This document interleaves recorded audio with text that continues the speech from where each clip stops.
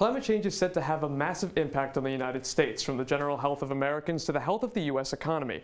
This isn't activist hyperbole, it's from a congressionally authorized report that was released from the United States government. The fourth National Climate Assessment, written by around 300 scientists and other officials from 13 government agencies, paints a more concrete and urgent picture of the effects of climate change than in past reports. The impacts are already visible in the wildfires of California, declining water and snow levels in mountainous regions, rising sea levels, and failing crops. According to the report, the United States stands to lose hundreds of billions of dollars over the coming decades if efforts are not made to mitigate the human impact on climate change.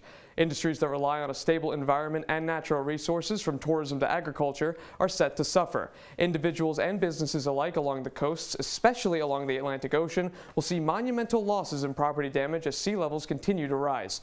The report says the financial losses will amount to hundreds of billions of dollars again by the end of the century, doing possibly irreparable damage to the U.S. economy. The health of U.S. citizens is also at risk. The report warns that air and foodborne illnesses could increase as a direct result of climate change. As the temperature continues to climb, heat wave-related deaths will spike in both numbers and severity.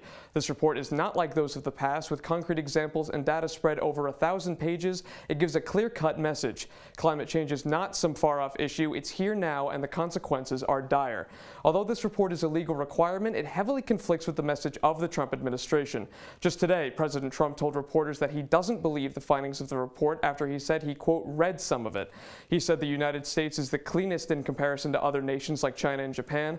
However, at the end of his statements today, Trump said he wants clean air and water for the world. Connor, this report paints a pretty dire picture. Is this all set in stone, or can actions be taken to reduce the impact? Well, guys, though the report recommends no specific policy changes, it notes that there are steps that can be taken to lessen the more detrimental impacts that the country is now facing. There are, however, some consequences that are already set in stone, including rising sea levels that threaten coastal towns. The report also notes that much of the efforts made since the last report in 2014 have helped, but are not going to be enough. Cleaner energy policies, reducing carbon emissions, and even pulling carbon dioxide from the air are all viable tactics that scientists say will help reduce some of the consequences of climate change. However, it may prove difficult to persuade President Trump on the severity of the matter at hand. Earlier this month, the president tweeted this, once again calling into question the legitimacy of climate change. In 2017, Trump pulled the United States out of the Paris Climate Agreement in 2017, signaled by signed by nearly 200 other countries in an effort to combat the issue.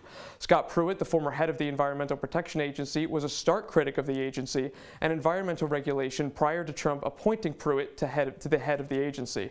The new interim leader, Andrew Wheeler, worked as a coal lobbyist. According to some analysts, the timing of this relief may have been politically motivated.